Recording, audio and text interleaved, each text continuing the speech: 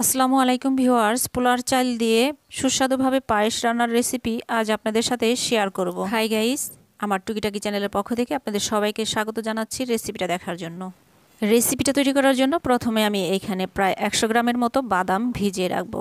আর এর মধ্যে আমি প্রায় 5-7টা কাঠবাদাম দিয়ে দিয়েছি, সব একসাথে মিলিয়ে ভিজিয়ে রাখবো। আর এদিকে চাউলের পরিমাণটাও আমি প্রায় 100 গ্রামের একটু বেশি আছে, মানে চাউলের পট মাপার যে পটটা থাকে ওই পটের হাফ পট আছে, তার মানে এখানে 250 গ্রামের পট হলে হাফ পটে 100 গ্রামের একটু বেশি চাল আছে। আর এখানে দেখুন আমি 2 কেজি দুধ নিয়ে নিয়েছি।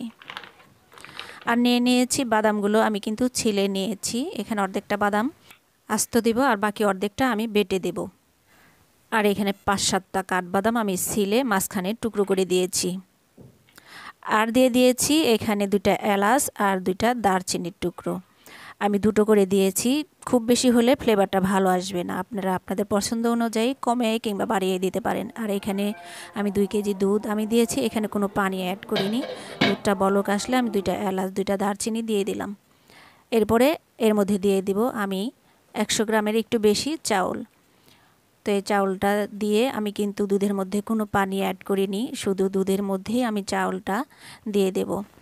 খালি দুধের মধ্যে চাউলটা ফুটতে কিন্তু বেশ কিছুটা সময় লাগবে, সেক্ষেত্রে দুধটা বলক আসার পরে কিন্তু চুলার আঁচটা মিডিয়াম টু লো ফ্লেমে রেখে অনবরত চালটাকে লেড়ে যেতে হবে, নয়তো নিচে লেগে যেতে পারে। এইদিকে আমি বাদামের অর্ধেকটা পরিমাণ আস্ত দিব রেখে দিয়েছি, আর বাকি অর্ধেকটা আমি পাটায় আধা বাটা করে বেটে নিয়েছি। আমি ব্লেন্ডার করিনি, কারণ অল্প পরিমাণে বাদাম ব্লেন্ডার করলে কিন্তু অর্ধেকটা ব্লেন্ডারেই থেকে যাবে, যার কারণে আমি পাটার মধ্যেই বেটে নিয়েছি। আর এই বাদামটা কিন্তু আদা বাটা করে নিলেই ভালো হবে। আমি এখানে আদা বাটা করে বেটে নিয়েছি, আর কিছুটা বাদাম আস্ত দেব। আর এখানে আমি পাটাটা ধুয়ে একটু পানি নিয়েছি, পানির সাথে বাদামটাকে আমি একটু ম্যাশ করে দেব। আর এদিকে কিন্তু আমার চাউলটা ফুটে উঠেছে, দেখুন আমার কিন্তু চালটা একদম ফুটে গিয়েছে, আর পায়েসটাও কিন্তু ঘন হয়ে এসেছে। পায়েসের মধ্যে আমি কিন্তু কোনো তেজপাতা দেইনি, কারণ তেজপাতার ফ্লেভারটা পায়েসের মধ্যে আমার কাছে একদমই ভালো লাগে না। আপনারা চাইলে এর মধ্যে তেজপাতা দিতে পারেন, আর না চাইলে নাও দিতে পারেন। এখন আমি এর মধ্যে দিয়ে দেব বাটা বাদাম, দিয়ে আমি একটু লেড়ে চেড়ে নেব। এবার এর মধ্যে দিয়ে দেব আস্ত বাদাম। আস্ত বাদাম দিয়ে আমি আর একটু লেড়ে চেড়ে নেব। আমার পায়েসের জন্য পোলার চালটা ফুটে কিন্তু একদম রেডি হয়ে গিয়েছে। আর এর মধ্যে কিন্তু আমি কোনো চিনি অ্যাড করিনি, তাহলে চালটা ফুটতে কিন্তু অনেকটা বেশি সময় নিত। তো এবার কিন্তু আমি চিনিটা দিয়ে দিলাম।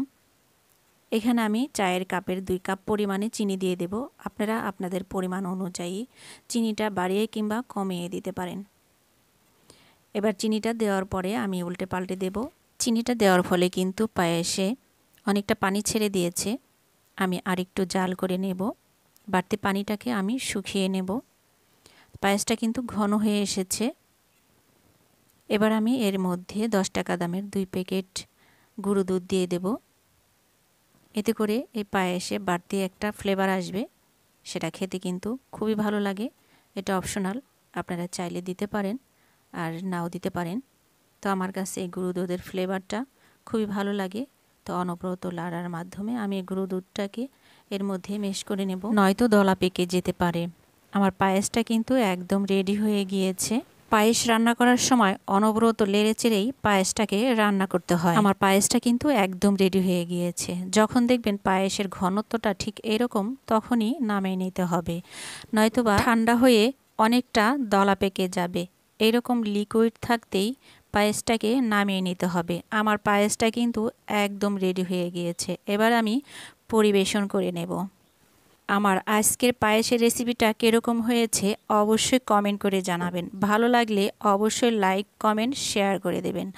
আপনি যদি আমার চ্যানেলের নতুন বন্ধু হয়ে থাকেন তাহলে চ্যানেলটাকে সাবস্ক্রাইব করে পাশে থাকা বেল বাটনটি অল প্রেস করে দেবেন। আর যদি অলরেডি সাবস্ক্রাইব করে থাকেন তাহলে অসংখ্য অসংখ্য ধন্যবাদ।